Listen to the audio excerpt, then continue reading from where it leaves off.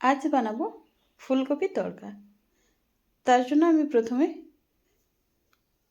ছোট ছোট করে কেটে রাখা ফুলকপিগুলোকে হালকা লবণ দিয়ে আমি ভালো করে ভেজে নেব।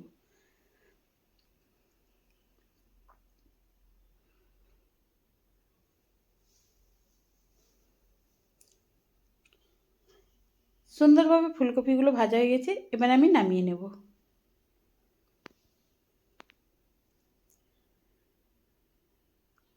আবার কড়াইটা আমি পরিষ্কার করে দিয়ে দেবো পরিমাণ মতো তেল, আর দেব গোটা জিরে, শুকনো লঙ্কা, তেজপাতা ফোড়ন। ফোড়নটা ভাজা হয়ে গেলেই দিয়ে দেবো বেটে রাখা আদা আর কাজু বাটা।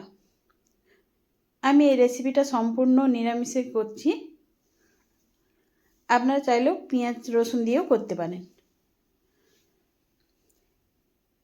একটু আদাটা ভাজা ভাজা হয়ে গেলেই দিয়ে দেবো কেটে রাখা টমেটো। আবারও আমি মশলাটাকে একটু ভালো করে ভেজে নেব।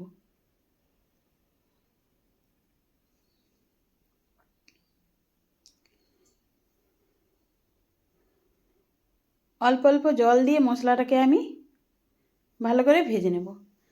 এরপরেই দিয়ে দেব হলুদ গুঁড়ো, ধনে গুঁড়ো, লাল লঙ্কার গুঁড়ো, ঝাল লঙ্কার গুঁড়ো।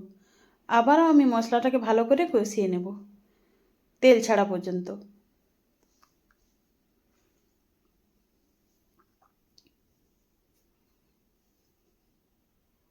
সুন্দরভাবে মশলা থেকে তেল ছড়িয়ে দিয়েছে। এরপরে দিয়ে দেব সেদ্ধ করে রাখা তড়কা ডাল। ভালো করে নাড়াচাড়া করে আমি ফুটতে দেব।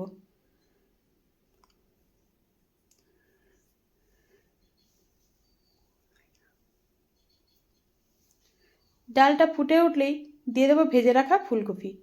আবারও আমি ভালো করে একটু সেদ্ধ হতে দেব।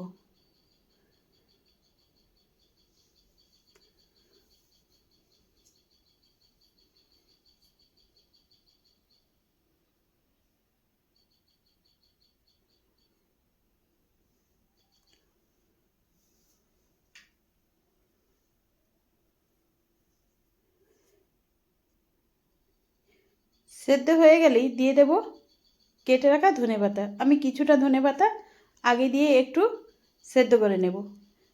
তারপরে দিয়ে দেবো পরিমাণ মতো লবণ আর চিনি। সুন্দরভাবে সেদ্ধ হয়েছে। নামানোর আগে দিয়ে দেবো বাদ বাকি ধনেপাতা কুচোনো। এবারে গরম মশলা দিয়ে নামিয়ে নিলে রেডি হয়ে যাবে ফুলকপি তড়কা।